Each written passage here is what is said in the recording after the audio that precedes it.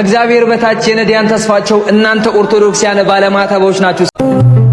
ይተካል እግዚአብሔር አገልጋይ ለቤቱ።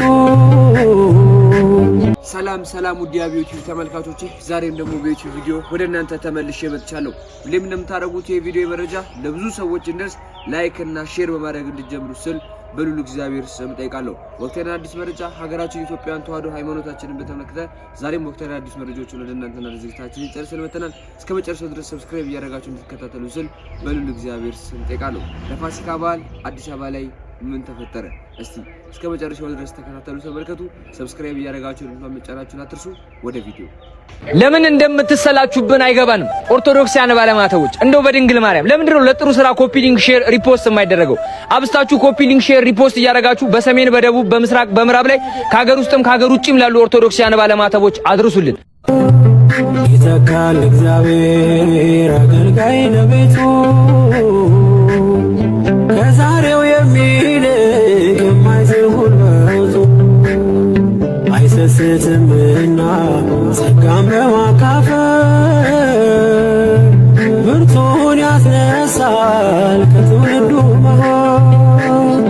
አይሰስትምና ጸጋም በማካፈል ብርቱን ያስነሳል ከትውልዱ መሃል። ይተካል እግዚአብሔር አገልጋይ ለቤቱ ከዛሬው የሚልቅ የማይዝል ጉልበቱ አይሰስትምና። ይተካል እግዚአብሔር አገልጋይ ለቤቱ ከዛሬው የሚልቅ የማይዝል ጉልበቱ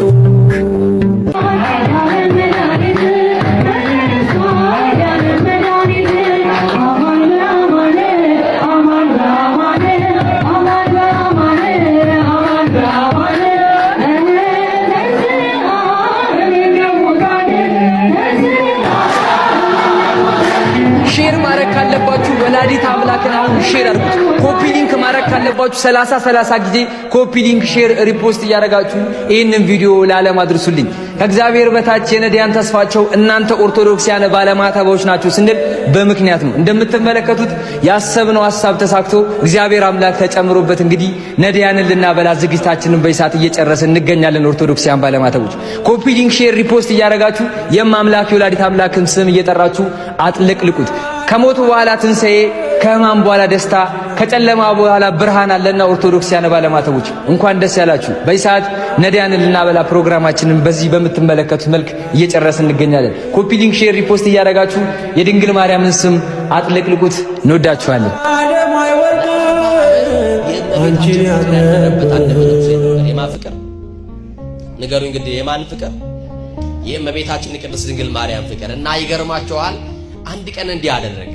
እንጨት ጠርቦ የእመቤታችንን ቅድስት ድንግል ማርያም ስለ ፍቁር ወልዳ ልጇ ክርስቶስን እንደታቀፈችው ስዕሏን ሳለ እና ምን አደረገ? ከሚወጣበትና ከሚገባበት ቦታ ላይ ሰቀለው።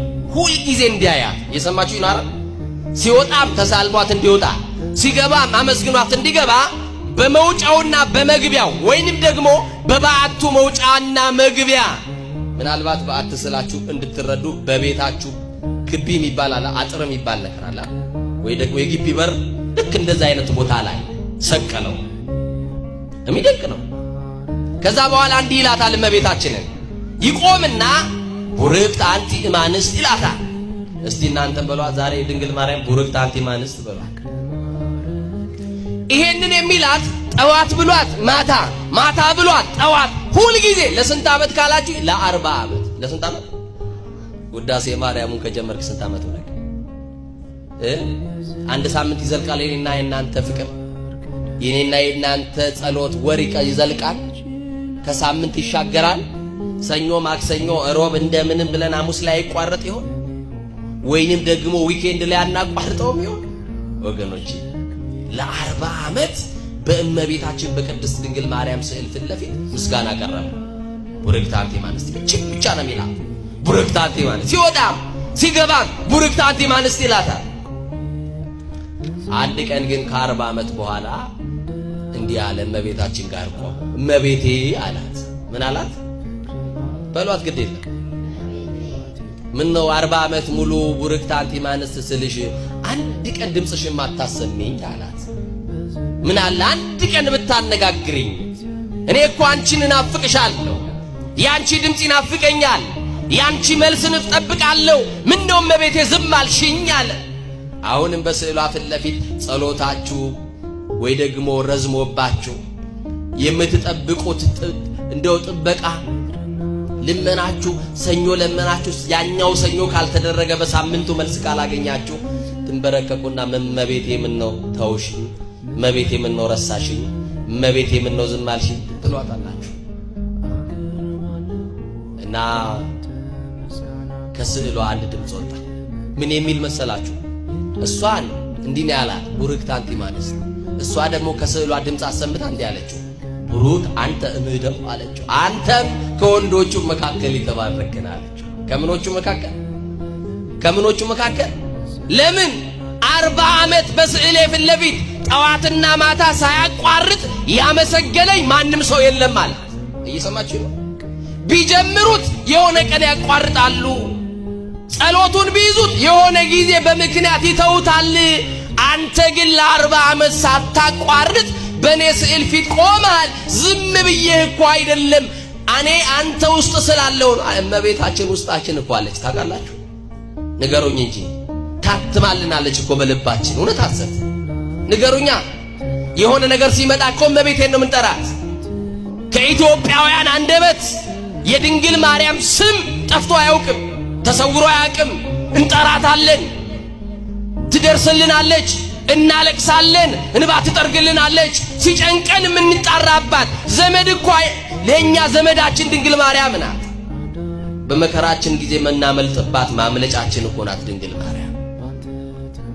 እና ቡሩክ አንተ እምኅደው። ስለዚህ እመቤታችን ቅድስት ድንግል ማርያም ራሷን ናፍቃ ነበር ያልኳችሁ ለዚህ ነው። ስለዚህ የናፈቁት መሲህ ከእርሷ እንደሚገኝ በትንቢት መነጽርነት ጌታ እኛን መስሎ የተዋረደው ባህሪያችንን የተጎሳቆለው ሰውነታችንን አክብሮ ቀድሞ ዲያብሎስ በእባብ ገላ ተሰውሮ ይኖሩበት ከነበረበት ገነት እንዳስወጣቸው እግዚአብሔርን የሚያክል ጌታ ገነትን የሚያክል ርስት ቦታ እንዳሳጣቸው ጌታም ዘመኑ ሲደርስ ዲያብሎስ በእባብ ገላ ተሰውሮ ቢያስወጣቸው ቢያባረራቸው ሞት ቢያስፈርድባቸው በእመቤታችን በስጋዋ ተከልሎ መድኃኔ ዓለምን እንደሚያድን ያውቁ ስለነበር ለንጉሠ ሰማይ ወምድር ዙፋን የምትሆነዋን ያችን ልዕልት ከፍጥረት የተመረጠችዋን ያችን ንግሥት ከኃጢአት የታቀበችዋን መንፈስ ቅዱስ አቀባም ከርሰማ